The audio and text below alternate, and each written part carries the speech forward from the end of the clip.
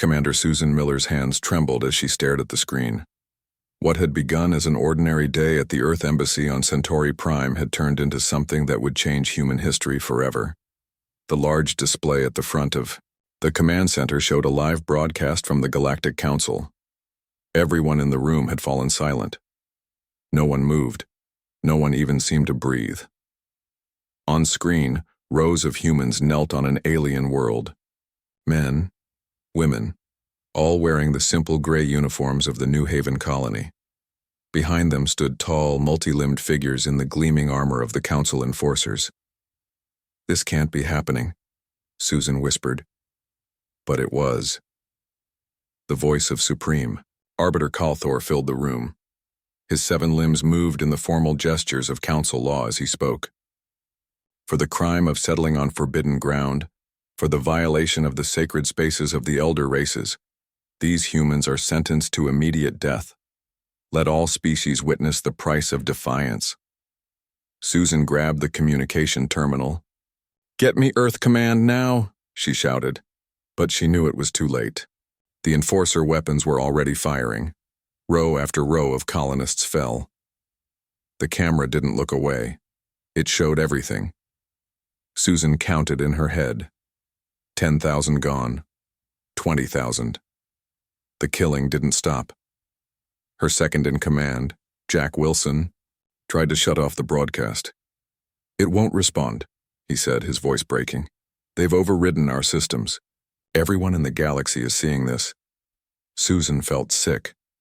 New Haven was a peaceful farming colony with almost 50,000 people. They had received council approval for the settlement 3 years ago.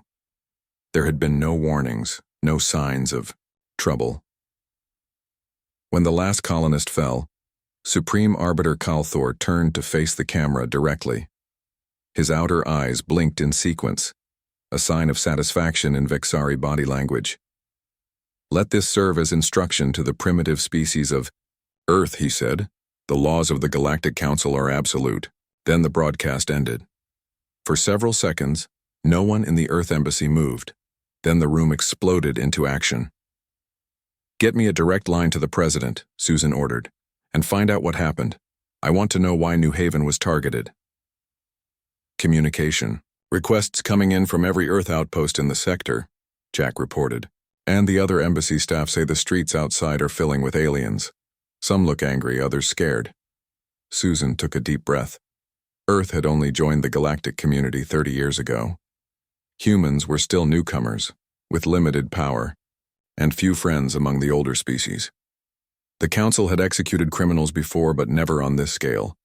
Never an entire colony.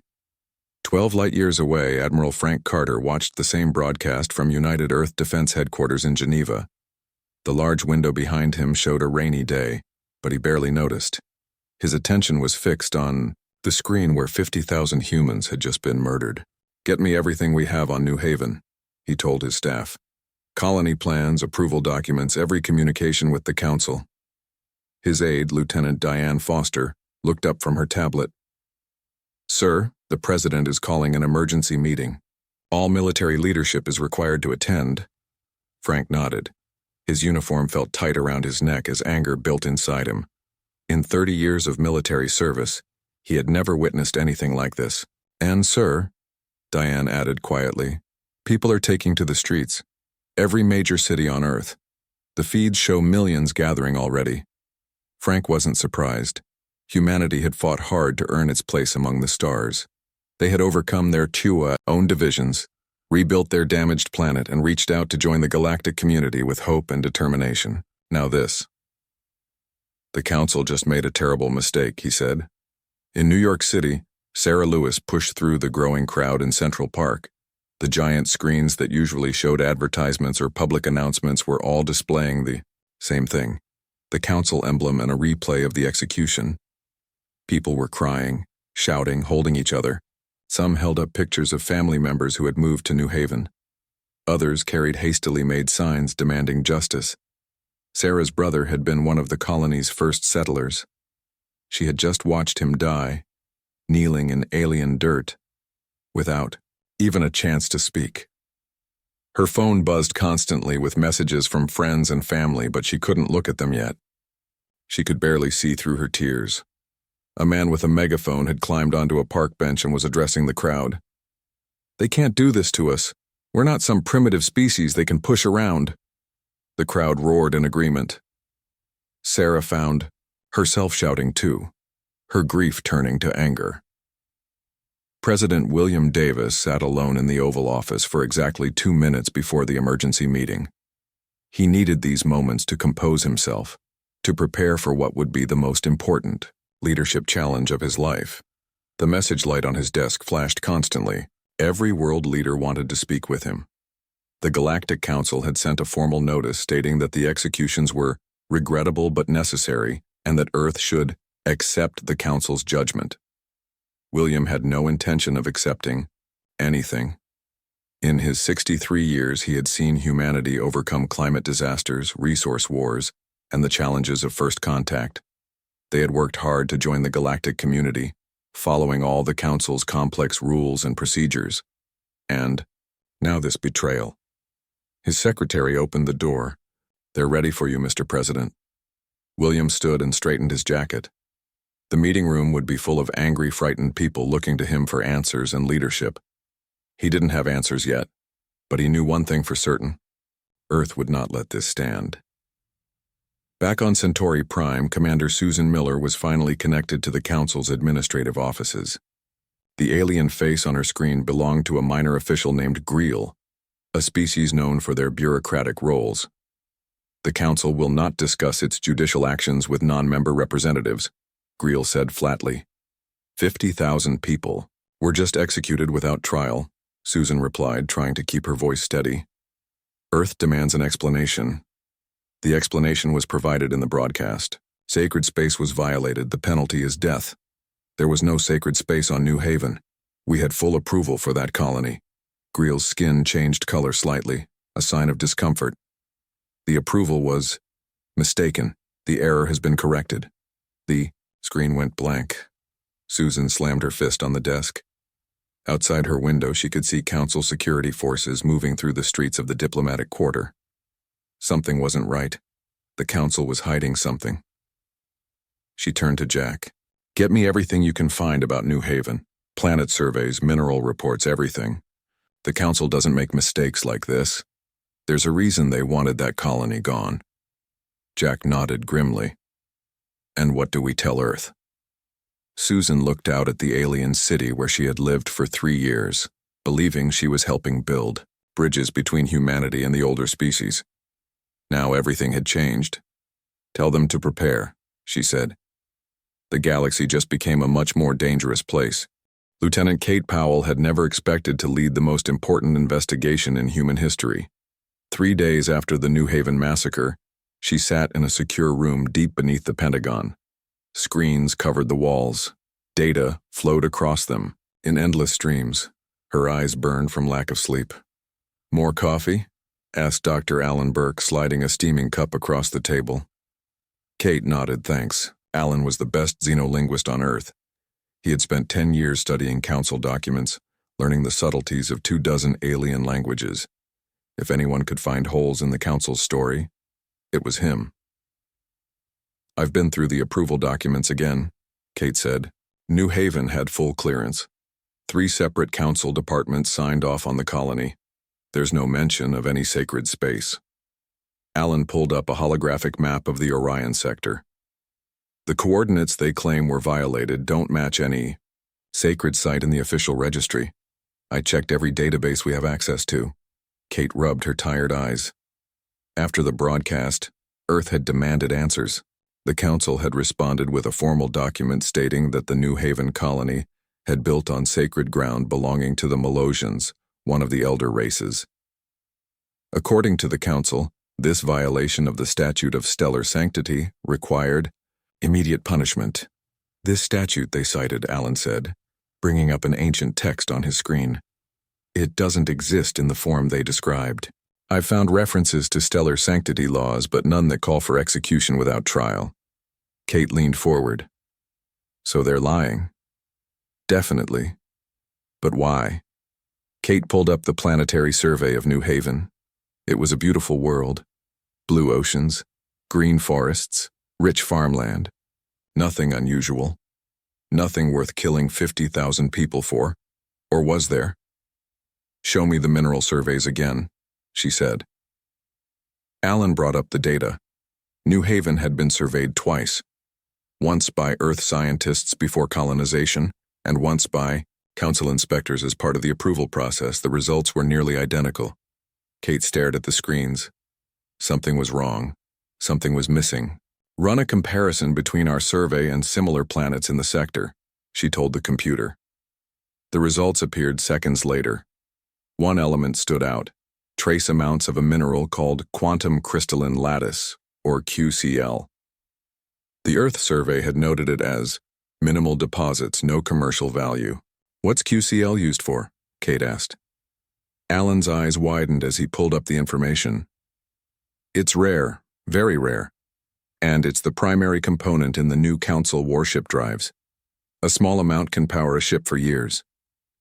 Check if the Council's survey mentions QCl."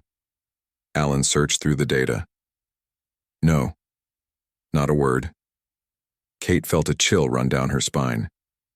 They knew it was there. They approved our colony anyway. Then they found out the QCl was more valuable than they thought. So they invented a reason to remove us, Alan finished. But why not just tell us to leave? Why kill everyone? "To send a message," Kate said quietly. "To show what happens when you have something they want." Ambassador Mary Peterson smoothed her gray suit and entered the Council's grand chamber on Centauri Prime. The room was massive, built to accommodate dozens of alien species. Delegates from 200 worlds sat in rising tiers around a central speaking area.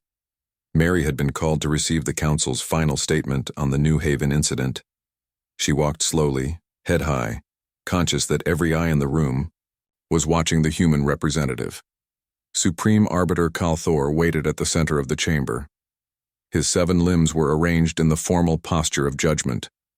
Behind him stood council guards from various species. "The Council recognizes Earth's representative," Calthor said, his translator making his words sound flat and emotionless. Mary stepped onto the speaking platform. "Earth demands justice for the 50,000 innocent lives taken at New Haven." Murmurs ran through the chamber. Some delegates looked uncomfortable, others seemed indifferent. Calthor's outer eyes blinked in sequence. "The Council has delivered justice. The law is clear. Sacred space was violated. The punishment has been carried out." "We have found no evidence of any sacred space on New Haven," Mary replied. "We have found no record of the law you cited, at least not as you have described it." "Your lack of understanding does not change the law," Calthor said. "This matter is closed." Mary didn't move. "Earth requests an independent investigation." The chamber grew silent. This was not the expected response. Humans were supposed to be primitive, easily cowed. "Denied," Calthor said. "The wisdom of the Council is not subject to investigation." Mary looked around the chamber, meeting the eyes of as many delegates as she could. Perhaps the Council fears what an investigation might reveal. Perhaps there are others here who have lost colonies for mysterious violations of convenient laws. Several delegates shifted uneasily. A representative from the Draxians, a reptilian species, watched Mary with sudden interest. "This audience is over," Calthor announced. "The human will leave." Mary stood her ground. "Earth will pursue this matter. We will find the truth. And we will seek justice, not just for our people, but for any species that has suffered under false judgments." Guards moved toward her. Mary turned and walked out before they could reach her. In her private office at Earth headquarters, Secretary of Defense Linda Brown watched the recording of Mary's confrontation with the Council.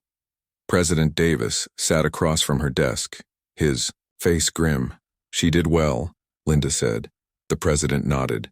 "But it won't be enough. The Council controls everything. The communication networks, the trade routes, the legal systems. They've had thousands of years to build their power."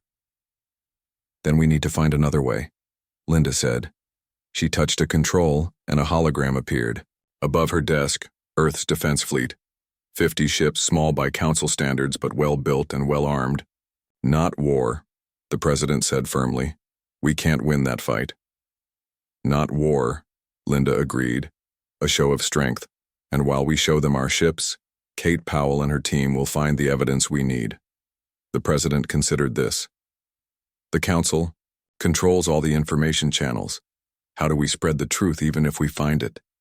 Linda smiled for the first time in days. That's where Dr. Olivia Martinez comes in. She's been working on something the council doesn't know about. She brought up another file showing a young physicist surrounded by complex equipment. FTL communication that doesn't use council relay stations.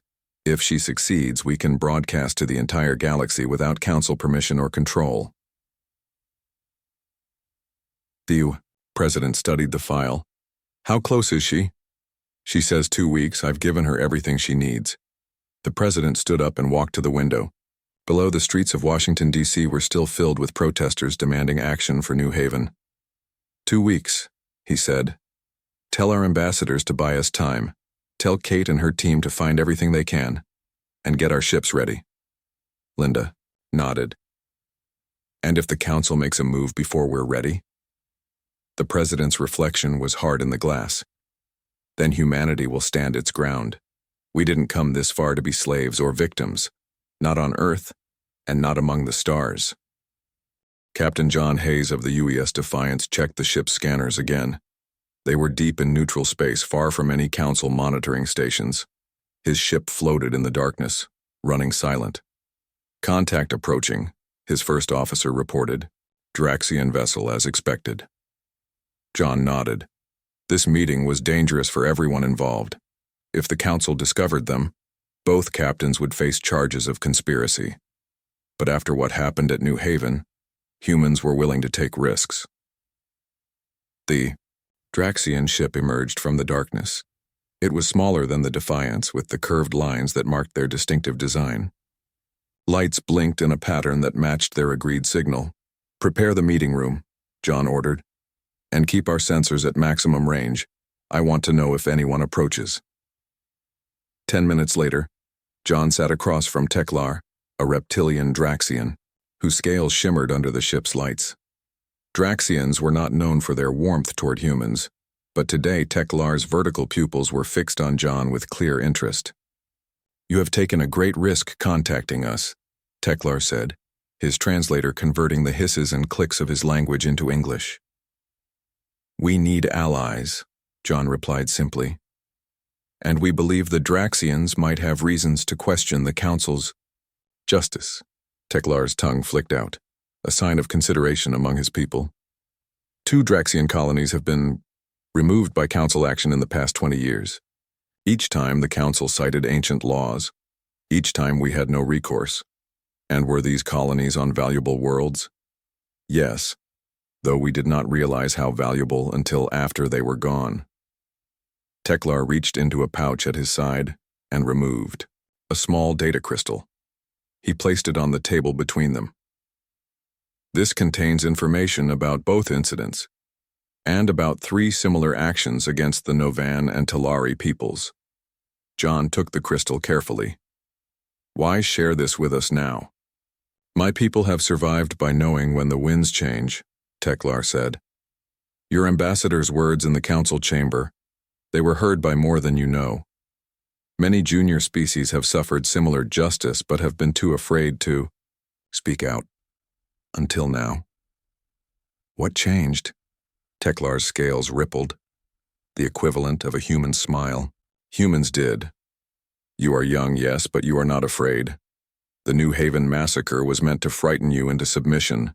Instead, you demanded answers. That gives others courage. John pocketed the crystal. Earth is preparing to challenge the Council's version of events. We need allies who will stand with us when we do. I cannot speak for all Draxians, but I will bring your words to our leadership, and I will share your data crystal with the Novans and Talari. Teklar rose to leave, then paused. Be careful, human. The Council has eliminated entire species that threatened their power. They have had thousands of years to perfect their methods. After the Draxian left, John transmitted the contents of the crystal to Earth Command. The data would reach Kate Powell and her investigation team within hours. Another piece of the puzzle was falling into place. In a conference room on Earth, Diplomat Greg Williamson faced the screen showing representatives from 5 alien species. Each had responded to Earth's careful, quiet outreach. Each had lost colonies to mysterious Council justice. We have confirmed that New Haven contained significant deposits of quantum crystalline lattice, Greg told them. The Council deliberately concealed this fact during the approval process. A Novan representative spoke, her feathered crest rising in agitation. The same happened at our Belarus colony. After the executions, Council mining ships arrived within days. The pattern is clear, said a Talari, his 4 eyes blinking in sequence. The Council uses these false claims of sacred space violations to seize valuable resources.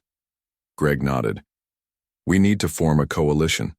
Together, we can challenge the Council's actions. Challenge how? Asked the Kithari delegate, her hologram flickering slightly. They control all communication, all major trade routes, all legal forums. Not all communication, Greg said. Earth has developed technology that allows for FTL communication without using Council relay stations. This caused a stir among the delegates. Council communication control was one of their strongest advantages. It allowed them to control what information reached which species and when. If this is true, it changes everything, the Novan said. We're proposing a coordinated action, Greg continued. Earth will broadcast evidence of the Council's deception to every corner of settled space. At the same moment, our coalition will formally withdraw from Council space and authority. They will respond with force, the Talari warned. They might try, Greg agreed, but not if enough species stand together. Not if the elder races themselves begin to question Council actions after seeing our evidence. The delegates looked at each other, considering. This was a dangerous game, but remaining silent meant accepting that any of their colonies could be the next New Haven. When? Asked the Cathari. 2 weeks, Greg replied. That's how long we need to finish the broadcast technology and compile all the evidence. One by one, the delegates nodded their agreement. A coalition was forming. Species who had never worked. Together, united by their desire for justice. In a heavily guarded laboratory beneath Lake Michigan, Dr. Olivia Martinez made another adjustment to her equipment. Sweat beaded on her forehead despite the room's cool temperature. She had been working non-stop since the New Haven massacre. Her assistant, Ben Clark, checked the readings on his tablet. Power flow is stable. Ready for test signal. Olivia nodded. Initiating transmission in 3, 2, 1. The equipment hummed. Lights flashed across the control panels. On the main screen, a signal traveled across a map of nearby star systems, bypassing the usual Council relay points. Signal received at Mars Outpost, Ben reported. Clean and clear. Olivia allowed herself a small smile. Now, let's try Alpha Centauri. This was the real test. Transmitting to Mars was one thing. Sending a signal to another star system without Council relay stations was what they needed. The equipment strained. Warning lights flashed red, then yellow. Power fluctuation, Ben said, his voice tense. Compensating. Olivia made rapid adjustments. The key to her system was using quantum entanglement to create a carrier wave that wasn't affected by normal spacetime limitations. But maintaining the entanglement over such distances was incredibly difficult. Signal holding, Ben said after a tense minute. Waiting for confirmation. Got it. Alpha Centauri received the transmission. The small team in the lab cheered. Olivia closed her eyes briefly. They had just changed the balance of power in the galaxy. For thousands of years, the Council had controlled all interstellar communication. That monopoly was now broken. How long until we can broadcast to all settled systems? Asked Defense Secretary Linda Brown, who had been watching silently from the door. Olivia turned to her. The prototype works, but scaling up to reach thousands of systems simultaneously will take more power and more quantum entanglement generators. With the resources you've provided, 1 week, maybe 10 days. Linda nodded. You'll have whatever you need. This is now Earth's top priority. As Linda left, Olivia returned to her work. She had never imagined her research would be used like this. She had been developing the technology to improve human communication with distant colonies, not to challenge the most powerful organization in the galaxy. But after New Haven, everything had changed. The Council had shown humanity what they really thought of them, as disposable primitives who could be killed without consequence. They made a mistake, Olivia murmured as she worked. They should have studied human history. We don't respond well to bullies. Paul Garcia stood in the broadcast center beneath Geneva, surrounded by the most advanced communication technology ever built by humans. As Earth's foremost journalist, he had covered wars, first contact, and humanity's entry into the galactic community. But nothing compared to what he was about to do. 3 minutes until broadcast, called out a technician. Paul reviewed his notes one last time. The evidence compiled by Lieutenant Kate Powell and Dr. Alan Burke was overwhelming. The security footage recovered from New Haven, showing colonists being rounded up days before the live execution, the mineral surveys proving the quantum crystalline lattice deposits, the pattern of similar council actions against other species. 1 minute. Dr. Olivia Martinez stood by her equipment, her face tense with concentration. Her FTL communication system had been expanded to reach every inhabited system in the galaxy. This would be its first full-scale use, and humanity's declaration that the Council's information monopoly was broken. 30 seconds. Around the room, military officers and government officials watched in silence. Among them was President Davis, who had approved this broadcast despite warnings that it might lead to war. 10 seconds. 5, 3, 2, 1. We're live. The red light on the camera came on. Paul looked directly into it, knowing his face was appearing on screens across thousands of worlds. People of the galaxy, I am Paul Garcia of Earth. Today we reveal the truth about the New Haven massacre and the pattern of deception by the Galactic Council.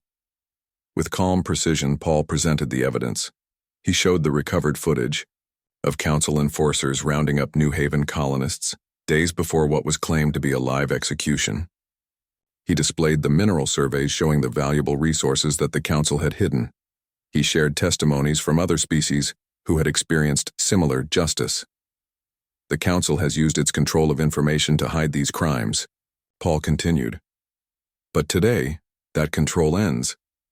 The transmission you are watching does not use Council relay stations. Earth has developed independent FTL communication technology that allows all species to communicate freely. In a final devastating revelation, Paul showed proof that the colonists in the execution broadcast were not the real people of New Haven. They were political prisoners from various species edited to appear human through Council holographic technology. The actual colonists had been secretly relocated to work the crystal mines on a nearby moon.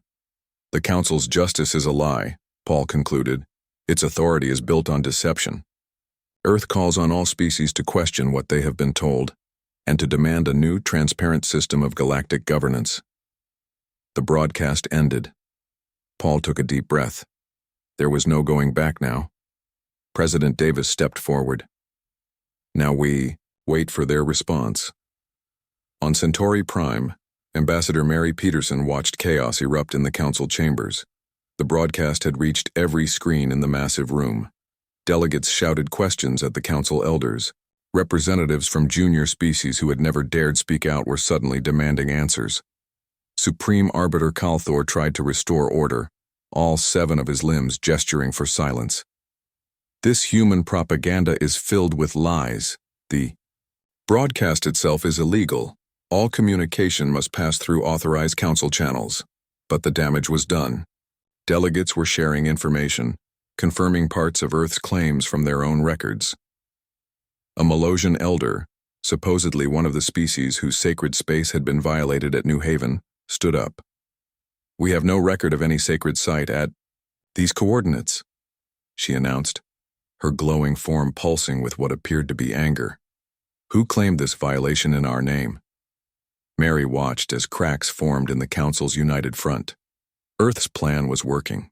By breaking the Council's control of information, they had started an avalanche that the elders could not stop.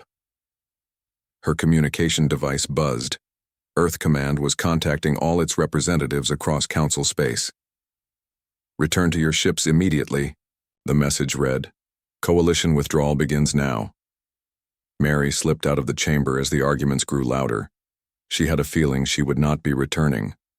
Admiral Lisa Young stood on the bridge of the UES Intrepid, Earth's newest and most powerful warship. Around her, the crew worked with quiet efficiency. On her tactical display, she could see Earth's entire defense fleet moving into position. "Status of coalition forces?" she asked. "Draxian, Novan, Talari, Cathari, and 17 other species. Fleets are reporting ready," her tactical officer replied. "All are following the coordinated withdrawal plan." Lisa nodded. The plan was not to attack, but to create a clear boundary. Every coalition ship was moving to the edge of what had been designated Council space, forming a defensive line. "Council warships detected," announced the sensor officer. 3 battle groups moving toward Earth, more heading to other coalition homeworlds. This was the moment everyone had feared. Would the Council resort to force to maintain control? "Ventur, a channel to all ships," Lisa ordered. She waited for confirmation, then spoke clearly and calmly. "This is Admiral Lisa Young of Earth Defense Fleet. We do not seek war. We seek justice. Stand down your vessels or demonstrate that the Council's authority comes only from force, not law." On her display, she could see the Council ships continuing to approach. Lisa had spent her career preparing for this moment. As a veteran of the Mars conflict 20 years earlier, she knew the cost of war. But she also knew there were things worth fighting for. "They're not slowing down," her tactical officer reported. "Hold position," Lisa ordered. "Activate defensive systems only." Minutes passed in tense silence. The Council ships drew closer. Then, unexpectedly, a new signal appeared. A massive vessel had emerged from FTL travel nearby. It bore the markings of the Arcturians, one of the elder races that had helped found the Council millions of years ago. "We're being hailed," the communications officer said, surprise evident in his voice. "On screen," Lisa ordered. The face that appeared was distinctly alien, a swirling pattern of light and color that somehow formed features humans could recognize as a face. "This is Elder Zorek of the Arcturian Conclave," the being said. "We have witnessed the evidence presented by Earth. We have confirmed its validity. We call for an immediate cessation of all military action and an emergency reformation of galactic governance." Lisa could hardly believe what she was hearing. The Arcturians were one of the most powerful and respected species in the galaxy. Their ships were rumored to be nearly invincible. "The Council fleet is stopping," her tactical officer reported, sounding equally shocked. Similar reports came in from around the galaxy. Council ships had halted their advance toward coalition worlds. On 3 worlds, Council enforcers had already begun arrests of officials implicated in the corruption. Lisa allowed herself a small smile. Earth had taken an incredible gamble, standing up to the most powerful organization in known space. They had risked everything on the belief that truth, once revealed, would find allies. "Send word to Earth," she told her communications officer. "Phase 1 complete. The standoff has begun." As her message was transmitted, Lisa studied the positions of the various fleets on her display. This wasn't over. The Council still commanded enormous power. But for the first time in thousands of years, that power was being questioned by those who had helped create it. The galaxy was changing, and humanity had been the catalyst. 7 days after Earth's broadcast, the standoff continued. Council warships held position but did not attack. Their commanders remained uncertain without clear orders from a leadership thrown into chaos. On the 8th day, something unprecedented occurred. 3 of the Council's elder races, the Arcturians, Melosians, and Tau, formally broke ranks with the Council. They called for an emergency reformation of galactic governance. The evidence presented by Earth had caused fractures even among species that had been members for millennia. Admiral Lisa Young received the news on the bridge of the UES Intrepid. "Confirmed reports from 5 sectors," her communications officer said. "The elder races are demanding a full investigation. Council enforcers have started arresting officials involved in the New Haven incident." Lisa studied the tactical display. Council ships were withdrawing from confrontation points. Some were escorting high-ranking officials back to Centauri Prime. "It's really happening," her first officer said quietly. Lisa nodded. "Inform Earth Command." The coalition held together long enough for the truth to sink in. In the week since the broadcast, more evidence had emerged. Other species came forward with similar stories of colonies seized under false pretenses. Council records were opened by whistleblowers among their own staff. What had started as Earth's stand for justice had become a galaxy-wide movement for reform. In the galactic hub on Centauri Prime, a massive circular chamber built to accommodate representatives from every known species, Ambassador Mary Peterson prepared to address the hastily convened assembly of species. Behind her stood families of New Haven colonists, not the dead, who had been proven to be political prisoners edited to appear human, but the real colonists who had been secretly relocated to work the crystal mines.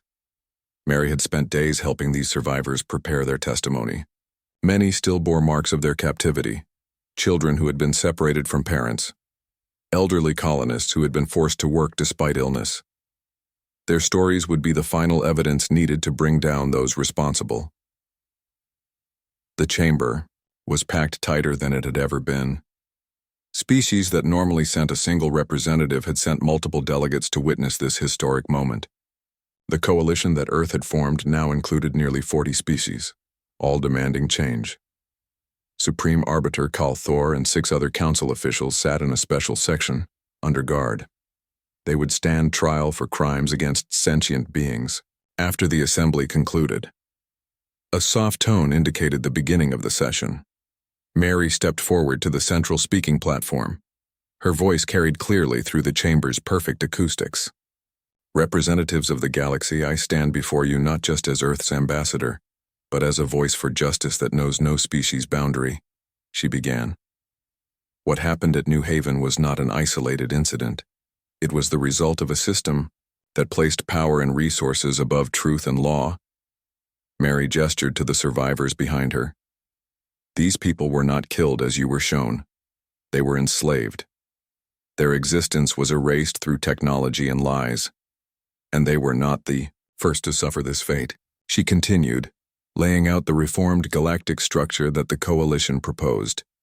Equal representation for all species, regardless of how long they had been spacefaring. Transparent governance with records open to all. Independent courts, with judges from diverse species. "Humanity does not seek to destroy what has been built," Mary addressed the assembly. "We seek to improve it. Justice cannot exist where truth is buried. Power cannot be legitimate when it preserves itself through fear." As she spoke, Mary could see the faces and equivalent features of hundreds of alien species. Some were ancient, races that had traveled the stars before humans had invented the wheel. Others were newer to the galactic community than Earth. All were united today by a desire for change. "The resolution before you creates a new galactic charter," Mary concluded. "A foundation for cooperation based on equality and truth. I ask for your support." A voting period followed. Species by species, representatives registered their position. The tension in the room grew as the count progressed. For the resolution to pass, it needed 2/3 support. When the final vote was tallied, the result appeared on displays throughout the chamber. The resolution had passed with overwhelming support. A new galactic charter with equal representation and transparent governance. The chamber erupted in the various sounds of approval from dozens of species. A new era had begun. 1 month later, Sam Reed stood in Memorial Park in Chicago. The park had been created to honor those who had died in humanity's various struggles among the stars. Today, it was hosting the live transmission of the signing ceremony for the new galactic charter. Sam's parents had been among the original New Haven colonists. He had spent weeks believing they were dead, only to discover they had been prisoners instead. Now they were home, recovering from their ordeal, while Sam had come to witness this historic moment.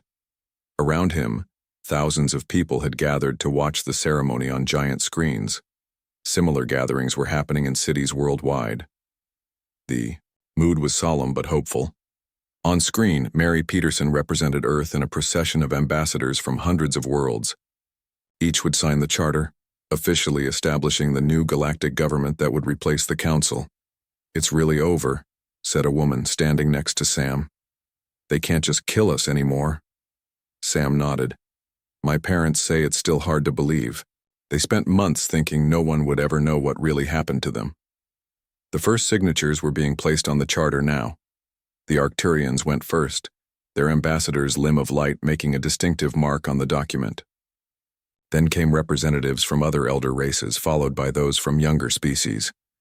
When Earth's turn came, Mary Peterson stepped forward. As she signed, Sam felt tears in his eyes.